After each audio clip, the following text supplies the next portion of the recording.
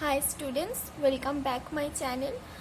देखो আমরা যেটা শুরু করেছিলাম বডি ফ্লুইড অ্যান্ড সার্কুলেশনে, ওটার পার্ট 1 আর পার্ট 2 দেওয়া আছে। এটা হচ্ছে পার্ট 3, যেখানে আমরা পড়বো ফর্মড এলিমেন্ট। আমরা দেখেছিলাম ব্লাড হচ্ছে দুটো মানে জিনিস নিয়ে তৈরি, সেটা হচ্ছে ফার্স্ট হচ্ছে প্লাজমা, সেকেন্ড হচ্ছে ফর্মড এলিমেন্ট। তো ফর্মড এলিমেন্টের মধ্যে প্লাজমা নিয়ে আমরা আগের ভিডিওটাতে বলেছি এবং ফর্মড এলিমেন্ট নিয়ে এটাতে বলবো। সেটা হচ্ছে ফর্মড এলিমেন্ট হচ্ছে এরিথ্রোসাইট, লিউকোসাইট আর প্লেটলেট, এই তিনটে জিনিস নিয়ে তৈরি। তাহলে erythrocyte, leucocyte, platelets are collectively called formed elements and they constitute nearly 45% of the blood. আমরা দেখেছিলাম ব্লাডের প্লাজমা হচ্ছে 55% থাকে, তাহলে বাকিটা হচ্ছে ফর্মড এলিমেন্ট, সেটা হচ্ছে 45%। এটা কিন্তু কোশ্চেনে আসে 45%।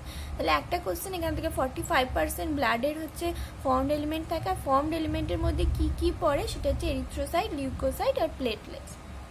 তো ফার্স্টে যদি এরিথ্রোসাইট দেখি, দেখো erythrocyte or red blood cells are the most abundant of all the cells in the blood. আমরা ফার্স্টে এখান থেকে পড়বো, তারপর আগের দিনের মতো ঠিক একটা ছোট নোট, শর্ট নোট মতো এই পয়েন্টগুলোকে নিয়েই পয়েন্ট ওয়াইজ করায়, মানে এরকম ডেসক্রিপশন ওয়াইজ লেখা নয়, পয়েন্ট ওয়াইজ লেখা আছে, সেখানে আমরা দেখবো।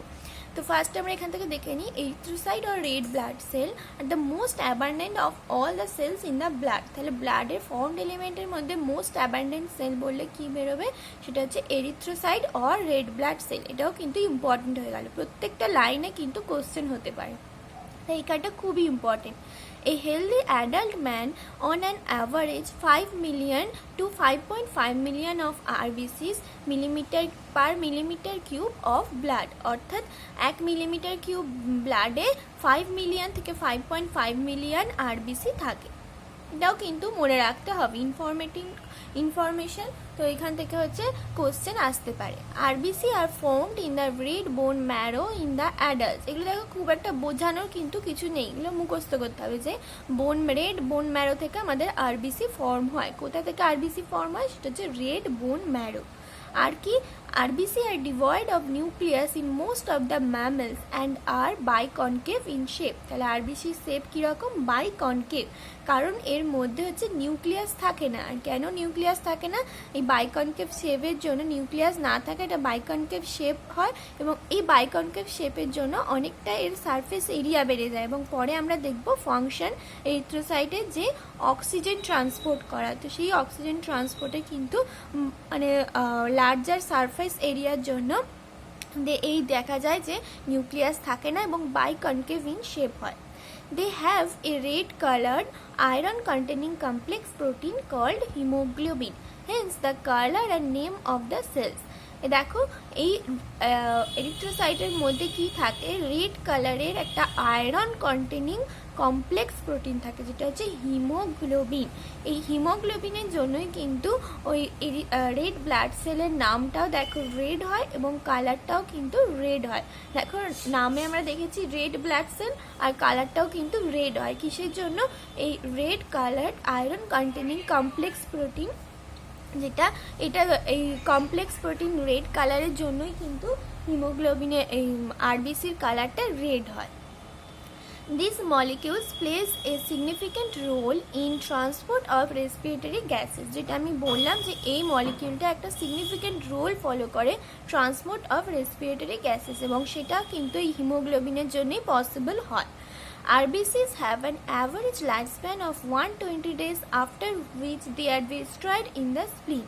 তাহলে এখান থেকে কি এই লাইফস্প্যান থেকেও কিন্তু খুব কোশ্চেন আসে, সেটা হচ্ছে আরবিসির লাইফস্প্যান কত, সেটা হচ্ছে 120 ডেজ। আর 120 ডেজের পর কি হয়, আরবিসি স্প্লিনে গিয়ে ডিস্ট্রয় করে যায়, এবং স্প্লিনে গিয়ে ডিস্ট্রয় করে বলে এটাকে গ্রেভইয়ার্ড অফ আরবিসিও বলা। এটাও কিন্তু খুব ইম্পর্টেন্ট কোশ্চেন আসে যে গ্রেভইয়ার্ড অফ আরবিসি কোন অর্গানকে বলা হয়, সেটা হচ্ছে স্প্লিন। তাহলে দেখো আজকে আমাদের শুধু এরিথ্রোসাইটটাই পড়লাম, এখানে প্রচুর ইনফরমেশন আছে এবং প্রত্যেকটা লাইন থেকে কিন্তু কোশ্চেন আসতে পারে। এবার আমরা দেখে নিই, আমরা যে পয়েন্ট ওয়াইজ যেটা বানিয়েছি পরীক্ষার জন্য একবার পড়লেই যেটা মনে থেকে যাবে, সেটা হচ্ছে এটা। দেখো পুরো এনসিআরটি থেকেই কিন্তু আমি পয়েন্টটা বানিয়েছি। দেখো এরিথ্রোসাইট হচ্ছে most abundant cells of the body, amount present in the body কত, 5 থেকে 5.5 million per millimetre cube. Source কি জেনেছি, red bone marrow in adults. Shape কি বাইকনকেভ ইন শেপ, ক্যারেক্টার কি ডিভয়েড অফ নিউক্লিয়াস, অ্যান্ড কি থাকে haemoglobin থাকে যেটা হচ্ছে iron containing red colour complex protein, এবং এটার জন্যই কিন্তু এই এরিথ্রোসাইটের নামও হয় রেড ব্লাড সেল এবং RBC, red blood sell or RBC, আর হচ্ছে এটার কালারও কিন্তু রেড হয়। আর এই হিমোগ্লোবিন কত থাকে, 100 মিলিলিটার ব্লাডে 12 to 16 গ্রাম অফ হিমোগ্লোবিন থাকে। এটাও কিন্তু খুব ইম্পর্টেন্ট, এটাও অনেকবার কোশ্চেন এসছে। আর ফাংশন কি, মেন রোল হচ্ছে in transport of respiratory gases, আর তাতে হিমোগ্লোবিনই হচ্ছে হেল্প করে। লাইফ স্প্যান 120 ডেজ, যেটা বললাম। গ্রেভইয়ার্ড অফ আরবিসি কাকে বলা হয়, স্প্লিনকে, কারণ স্প্লিনে গিয়ে 120 ডেজ পরে আরবিসিটা ডিস্ট্রয় করে যায়। সব কিন্তু এইটা পড়লেই কিন্তু এনসিআরটির ওই প্যারাটা পুরোটাই পড়া হয়ে যাবে, এবং পরীক্ষার সময় আমি তোমাদের বলবো যে এই পয়েন্টগুলো এমনভাবে পড়বে যে এই পয়েন্টগুলো মনে করলেই অ্যান্সারগুলো যাতে মনে পড়ে যায়। মানে এরিথ্রোসাইট হচ্ছে মোস্ট অ্যাবান্ডেন্ট সেল, তারপরে amount present in the body, খালি পয়েন্টগুলো দেখবে আর এগুলোকে নিজে মনে করবে, তাহলে কিন্তু খুব তাড়াতাড়ি রিভিশন হয়ে যাবে। ওকে, তাহলে আজকে এই অবধি থাকুক, আমরা পরের দিন দেখব লিউকোসাইট, যেটা হচ্ছে WBC। ওকে, ঠিক আছে, থ্যাংক ইউ।